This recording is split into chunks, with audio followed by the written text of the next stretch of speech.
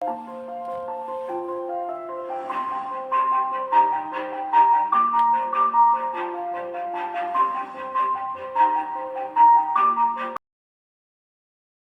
और capital formation. ये economy सिर्फ विषय से नहीं आता, इकोनॉमी सब्जेक्ट से क्वेश्चन नहीं पूछा जाता यूपीएससी में। वो दोनों मिक्स, मतलब इकोनॉमी प्लस करंट अफेयर को दोनों मिलाकर ये क्वेश्चन पूछा जाता है। तो पहले क्या पढ़ेंगे, बजट के बारे में, इसके बाद निवेश के बारे में, और इसके बाद पूंजी निर्माण के बारे में। मैं तो हेलो दोस्तों, आज मैं बात करूँगा जैसे इकोनॉमी है। तो मैं क्लास 1 से लेके 6 तक, है ना, मेरा मतलब है कि इसमें कुल लेक्चर 6 होगा, जो आपको बेसिक जो मैं समझाऊंगा अपने नोट से उसको समझना है। अगर ये समझ में आ जाएगा तो मेरे class basic plus advance class चालू होगा, जो इस 6 लेक्चर के बाद होगा। पहले मैं उसको बजट, जो अभी बहुत ही इम्पोर्टेंट है, बजट, निवेश और पूंजी निर्माण, सेविंग, इन्वेस्टमेंट और कैपिटल फॉर्मेशन। ये इकोनॉमी सिर्फ विषय से नहीं आता, इकोनॉमी सब्जेक्ट से क्वेश्चन नहीं पूछा जाता है यूपीएससी में। वो दोनों मिक्स, मतलब इकोनॉमी प्लस करेंट अफेयर को दोनों मिलाकर यह क्वेश्चन पूछा जाता है। तो पहले क्या पढ़ेंगे, बजट के बारे में, इसके बाद निवेश के बारे में, और इसके बाद पूंजी निर्माण के बारे में। मैं इस पर जो इकोनॉमी का सिलेबस है यूपीएससी का, उसको भी मैं बढ़िया से एक्सप्लेन करूँगा इस 6 लेक्चर के बाद। ठीक है, तो आज से ये लेक्चर स्टार्ट हुआ है।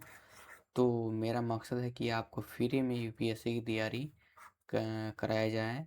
और इसमें जो 3 टॉपिक है, इसके बाद मैं 5 प्रीलिम्स का और 1 मेंस का question daily topic wise topic भेजूंगा मैं अपने टेलीग्राम चैनल पर, जो इस यूट्यूब के डिस्क्रिप्शन या कमेंट बॉक्स में दोनों में मेरे टेलीग्राम चैनल का नाम होगा, लिंक होगा, इस पर भेजूंगा, जो आपको सॉल्व करके कमेंट में पूछना कि हाँ कौन समझ में आया, कौन नहीं समझ में आया। ठीक है, चलो स्टार्ट करते हैं अब। तो इसी तरह कितने लेक्चर होगा, 6 लेक्चर होगा। ये बेसिक होगा 1 से लेके 6 तक, जो आपको बहुत ही इम्पोर्टेंट जो करेंट अफेयर है इससे रिलेटेड क्वेश्चन जो टॉपिक है उससे पूछा जाएगा। चलो अब स्टार्ट करते हैं कि सेविंग क्या होता है, बजट किसे कहते हैं। चलो शुरू करते हैं। तो यहाँ पर देखो दिया हुआ है क्या, बजट। क्या दिया हुआ है, बजट। बजट क्या होता है, तो बजट होता है आय का वो भाग जिसे भविष्य में खर्च करने के लिए बचाया जाता है। जैसे आय का वो भाग, जिससे मेरे पास कितना 100 रुपया था, है ना, मेरे पास कितना रुपया था, 100 रुपया था, उसमें से हम खर्च कितने कर दिए, 40 रुपया, मेरे पास कितना रुपया बचा, 60 रुपया। तो यही हुआ सेविंग, यही क्या हुआ, बजट हुआ, यही क्या हुआ, बजट हुआ, है ना। तो ठीक है, इतना समझ में आएगा बजट किसको, सेविंग किसको कहते हैं। अब आते हैं भौतिक, इस ये 2 प्रकार के होते हैं बजट। पहले भौतिक बजट, फिजिकल सेविंग, दूसरा है वित्तीय बजट, फाइनेंशियल सेविंग। ठीक है, कितने बजट कितने प्रकार के होते हैं, 2 प्रकार के होते हैं, फिजिकल और वित्तीय, फिजिकल और फाइनेंशियल। तब आते हैं कि भौतिक, फिजिकल सेविंग किसको कहते हैं, ऐसा बजट जिसे हम पिगी बैंक, एक नहीं होता है जो बाजार में बेचा जाता है, इस बैंक में, है ना, पर्स में, गोल्ड के तौर पे, ज़मीन में आदि के रूप में हम रखते हैं या जमा करते हैं, उसी को हम कहते हैं भौतिक बजट, है ना। वित्तीय बजट किसको कहते हैं, फाइनेंशियल सेविंग, ऐसा बजट जिसको हम बैंक, जो जैसे एसबीआई हुआ, बैंक ऑफ इंडिया हुआ, है ना, शेयर बॉन्ड हुआ, के रूप में रखते हैं, उसको हम वित्तीय बजट कहते हैं। शेयर बॉन्ड क्या होता है उसको हम, ये बेसिक हुआ, जब एडवांस क्लास हम चालू करेंगे सभी को समझेंगे कि शेयर बॉन्ड क्या होता है ना, सब के बारे में चर्चा करूँगा।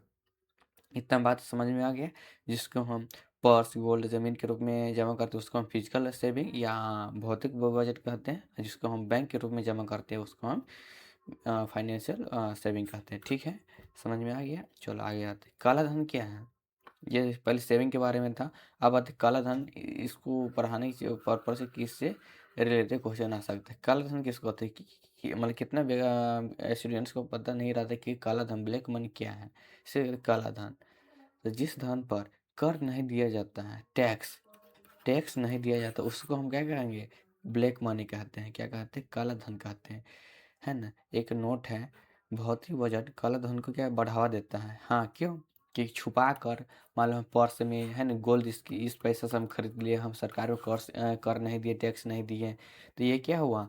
यही हुआ काला धन हुआ, ब्लैक मनी हुई। क्यों ये भौतिक बजट को काला धन कहा जाता है? क्योंकि हम इसको छुपा कर रखते हैं, दिखा कर नहीं, किसी को कह कर नहीं कि मेरे पास इतना है, ज़मीन खरीद ली इस रुपया से या गोल्ड सोना खरीद लिया है ना, तो इसी को हम बोलते हैं कि बजट। इससे क्या होता है, काला धन ब्लैक मनी क्या होता है, इंक्रीज होता है ना, बढ़ावा मिलता है। जैसे मान लो कि अब आता है फाइनेंशियल। फाइनेंशियल को समझो, फाइनेंशियल क्या होता है एग्जाम्पल से, काला धन में क्या इसका तात्पर्य है, मतलब है। जैसे हम बोले कि 60 रुपये मेरे पास बचे, ये क्या है, सेविंग हुआ है ना। कौन सा सेविंग हुआ, फिजिकल हुआ कि फाइनेंशियल हुआ, तो इसके बारे में हम बात करते हैं। जैसे मान लो 60 रुपये मेरे पास बजट बचा है ना, तो ये 60 रुपया हम फिजिकल के रूप में ना, हम सिर्फ फाइनेंशियल के रूप में हम जमा किए, जैसे बैंक में हम जमा किए है ना। तो बैंक में हम जमा करते हैं तो क्या करते हैं, बैंक मुझे ब्याज देता है ना। ब्याज देता है तो मुझे ब्याज मिलता है इससे, है ना, जब हम बैंक में जमा करते हैं पैसा, है ना। और वह बैंक वाले क्या करते हैं, किसी बैंक कंपनी या बिजनेसमैन को क्या करते हैं, उधार देते हैं, है ना। तो ये बिजनेसमैन क्या करता है, एक कंपनी या बिजनेसमैन क्या करता है, मशीन खरीदता है। मशीन खरीदता है तो क्या करता है, वो अपने उत्पादन क्षमता क्या है, बढ़ाता है इससे, मशीन से, है ना। तो फिर क्या होगा, इससे उत्पादन क्षमता बढ़ेगा तो क्या होगा, उत्पादन बढ़ेगा, है ना। उसके बाद उत्पादन बढ़ा के जीडीपी सब पढ़ेंगे आगे, है ना, उत्पादन क्या होता है, जीडीपी क्या होता है ना, सब। तो जीडीपी बढ़ेगा, जीडीपी समृद्धि, मतलब ये इम्पोर्टेंट है, समृद्धि दर क्या हो, बढ़ेगा।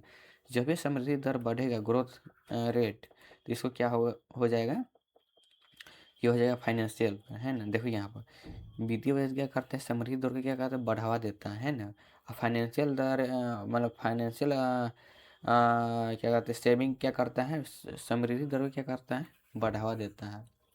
और जो फिजिकल सेविंग होता है वह ब्लैक मनी को क्या करता है, बढ़ावा देता है। दोनों में फ़र्क है नहीं। वित्तीय बजट का क्या है, समृद्धि दर को बढ़ावा देता है, और जबकि फिजिकल फिजिकल सेविंग, है ना, फिजिकल सेविंग क्या करता है, ब्लैक मनी को क्या करता है, ब्लैक मनी को क्या करता है, बढ़ावा कर देता है ना। समझ गए दोनों में क्या फ़र्क हुआ। देखो हमारे जो इंडियन इकोनॉमी क्या, भारतीय अर्थव्यवस्था में क्या है, लग अभी वर्तमान में, प्रेजेंट में हम लिख सकते, प्रेजेंट अभी 2026 है, उसमें है ना, क्या है, भौतिक बजट क्या करते हैं, भारतीय अर्थव्यवस्था में क्या करते हैं, 2/3 क्या करते हैं, हमारे भौतिक बजट हैं। भौतिक बजट मतलब फिजिकल सेविंग कितना है हमारे भारत में के अर्थव्यवस्था में, 2/3 मतलब 67% कितना है, कौन सा बजट है, भौतिक बजट। और वित्तीय बजट कितना है, लगभग 33%, मतलब एक तिहाई, है ना। समझ, इसलिए हमारा अर्थव्यवस्था अभी 4th स्थान पर है। और इसको हम बढ़ावा देंगे ना, हमारा अर्थव्यवस्था और नीचे आएगा, 2-3 नंबर पर चला सकता है ना। समझ गए इतना। अब आते हैं एक और नोट क्या है, सरकार क्या करते हैं, वित्तीय बजट को क्या बढ़ावा देता है, इसे बढ़ाने के लिए। तो इसके लिए सरकार कौन सा योजना लाया है ना, बहुत सा योजना लाई, इसमें से एक है प्रधानमंत्री जन धन योजना। इससे क्या होता है, कोई भी व्यक्ति, है ना, कोई भी व्यक्ति है, पर्सन है, वह जन धन खाता खुलवा सकता है, फ्री पैसा में, शून्य बैलेंस में क्या कर सकता है, क्या कर सकता है, शून्य बैलेंस में खाता खुलवा सकता है। इसका मतलब क्या होता है, खाता खुलवाने से इसका मतलब क्या है, तो इससे खाता खुलवाएगा तो वित्तीय बजट क्या करता है, बैंक में जमा करता है। तो बैंक में जमा करता है, क्या क्या करता है, तो बैंक दूसरे को लोन लोन देता है ना, उसको क्या करते हैं। तो एक यहाँ एक बात समझो यहाँ पर, जैसे हम बैंक को हम क्या किए, बैंक को क्या किए, पैसा जमा, बैंक में क्या किए, बैंक पैसा जमा किए, है ना। तो बैंक वाला मुझे क्या दिया, ब्याज दिया, है ना, ब्याज दिया। और बैंक वाले क्या करते हैं, कोई बिजनेसमैन, है ना, या कंपनी को, है ना, वो पैसा देता है ना। तो कंपनी वाले जो, मान लो कि मुझे 2 रुपये ब्याज दिया, है ना, और कंपनी वाले बैंक को 3 रुपये ब्याज की दर देता है। तो उसमें कंपनी वालों को कितना फ़ायदा होता है, 1 रुपये का, क्योंकि तुमसे लिया 2 रुपये का ब्याज पर, है ना। अब बैंक वाले तो कंपनी को दिया 3 रुपये की ब्याज पर, है ना। तो 1 रुपये का मुनाफा हुआ, तो इससे किसके पास जाता है? सरकार के पास जाता है। तो सरकार इसलिए बोलता है कि वित्तीय बजट को क्या बढ़ाने के लिए, तो इसलिए कौन सा योजना अपनाया सरकार? जनधन खाता खुलवाने के लिए ये प्रधानमंत्री जनधन योजना अपनाया है ना। तो इतना बात समझ में आ गया। और आगे आते हैं, यहाँ पर देखो, यहाँ पर दिया होगा कि जो अर्थव्यवस्था को चलाते हैं उससे हम क्या बोलते हैं? अर्थव्यवस्था का एजेंट कहते हैं, है ना। जो हमारे भारत में इकोनॉमी है, इसको चलाने वालों को क्या बोलते हैं? एजेंट बोलते हैं। ये कितने लोग चलाते हैं? 3 लोग। पहले हैं सरकार, दूसरा कंपनी, तीसरा परिवार, घरेलू क्षेत्र में, है ना। गवर्नमेंट, कंपनी और फैमिली, है ना। तो अब आते हैं सकल। समझ गए कितना एजेंट है? 3 एजेंट, सरकार, कंपनी और परिवार। सकल बजट क्या होता है? सकल बजट क्या होता है? ग्रोस या टोटल सेविंग क्या होता है?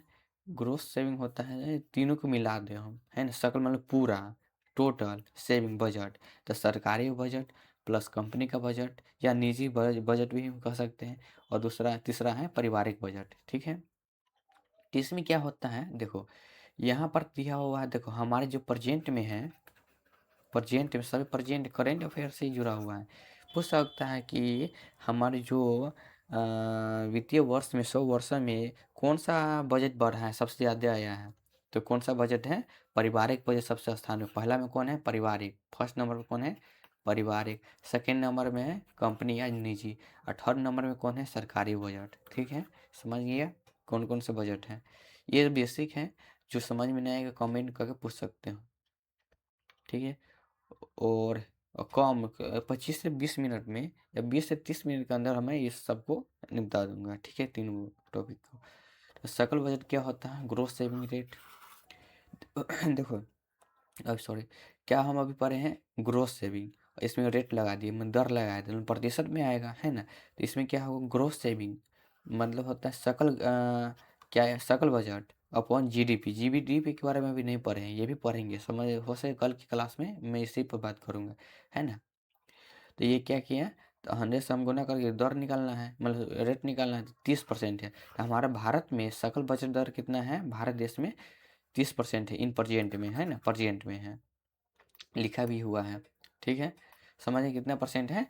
30% है। जीएसआर कितना है? 30%, ठीक है। देखो 100 रुपये इतना है, इससे हमें इसी को समझाने के लिए एग्जाम्पल से है ना। खर्च इतना आगे हो जाता है ना, ये सब। तब आप समझिए, मतलब ये इतना समझिए बस हो गया, ये सब जो सब हम समझने लायक हो समझा दूंगा, ठीक है। अब आता है खर्च। खर्च क्या होता है? एक्सपेंडिचर क्या होता है?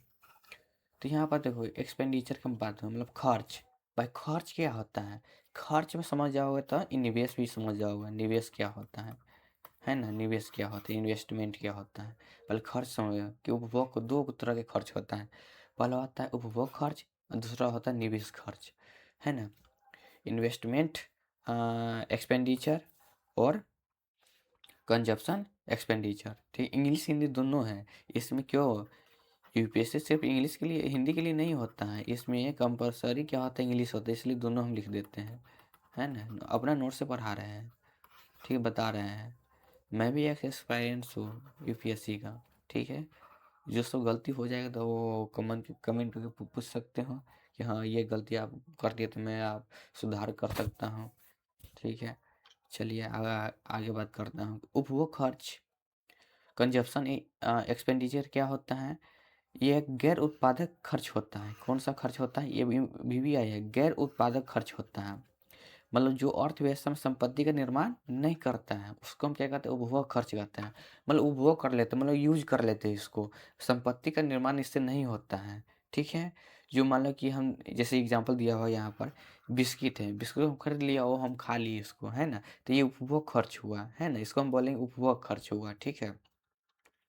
निवेश खर्च क्या हुआ? जो भविष्य के लिए बचाया जाता है। जैसे निवेश खर्च उत्पादक खर्च होता है, जो अर्थव्यवस्था में संपत्ति का निर्माण करता है, जैसे पेन, है ना। जैसे पेन का मतलब क्या है? जिसको बार बार उपयोग कर सकते हैं, है ना, जिसको क्या कर सकते हैं? बार बार उपयोग कर सकते हैं, ठीक है। समझिए जैसे पेन, पेन क्या प्लास्टिक से, क्यों नहीं, क्या बना प्लास्टिक से? प्लास्टिक से क्या बना?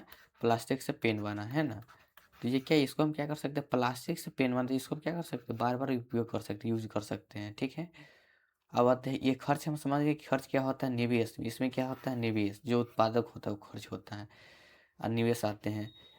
निवेश के कितने प्रकार होते हैं?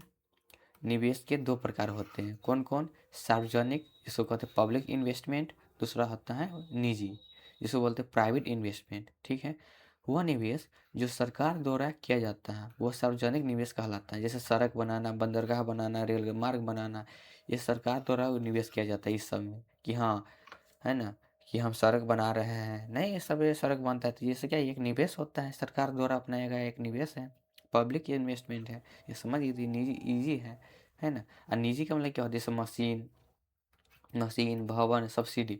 यहाँ पर भी है सब, बोल सकते हैं सब्सिडी एक क्या सार्वजनिक निवेश है? भाई ये तो सरकारें चलाता है, जैसे ये आ, सार्वजनिक निवेश क्यों नहीं है ना, ये सवाल उठ सकता है। तो देखो, सार्वजनिक निवेश नहीं है ना, मतलब मेरा मतलब है सब सब्सिडी एक सार्वजनिक निवेश नहीं है, ये उपभोग खर्च है। क्यों? सरकार एक योजना अपनाई है, फिर बंद कर सकता है ना, तो ये उपभोग करने के लिए चलाया जाता है, ये सब्सिडी हुआ, है ना। ठीक है, समझ गया। निजी निवेश वह निवेश है जो घरेलू निवेश हो और विदेशी निवेश दोनों हो। देखो यहाँ पर भी आए हैं, यहाँ पर 1 मिनट। निजी निवेश क्या है? घरेलू डोमेस्टिक भी हो सकता है और विदेशी भी हो सकता है, फॉरेन भी हो सकता है। ठीक है, उसको हम क्या बोलते हैं? निजी निवेश कहते हैं। इस निजी निवेश कहते हैं, है ना। यहाँ पर घरेलू भी है और विदेशी है। और यहाँ पर आगे मैं समझूंगा कि विदेशी का मतलब क्या होता है। ठीक है, विदेशी निवेश का मतलब क्या होता है। नोट, बजट ही क्या है? निवेश होता है। बजट ही क्या है? निवेश। बजट करेंगे तब ना निवेश हम करेंगे, इसलिए सड़क बनाने में, है ना, भवन निर्माण में, तब ना हम निवेश करेंगे उस समय, जब हमारा मेरे पास बजट सेविंग हुआ तो। निवेश उत्पादक खर्च होता है, ये अभी बताया कि ये उत्पादक खर्च होता है। ठीक है, तो यहाँ तक हो गया। आज का लेक्चर यहीं पर है। अब आपको लेक्चर नंबर 1 का डीपीपी और डीएमपी दोनों मिलेगा। ठीक है, लेक्चर क्वेश्चन मिलेगा। ठीक है, ऑल सॉल्व करना है आपको। कितना मिलेगा? 5 प्रीलिम्स का और 1 मेंस का। ठीक है, तो आज का लेक्चर यहीं पर, और अगला लेक्चर कल भेजूंगा, जो इकोनॉमी का होगा। मैं यूपीएससी का ऑल सिलेबस का, यूपीएससी का समय बचेगा तो 2 से 3 साल कोर्स होगा इस सिलेबस को निपटाने के लिए। तो ऑप्शनल के साथ हिंदी लिटरेचर, कौन सा ऑप्शनल होगा? हिंदी लिटरेचर। ठीक है, हिंदी मीडियम के स्टूडेंट्स के लिए ये है, यूजफुल बहुत है। ठीक है, चलो, ओके, आज के लिए इतना ही। Thank you very much.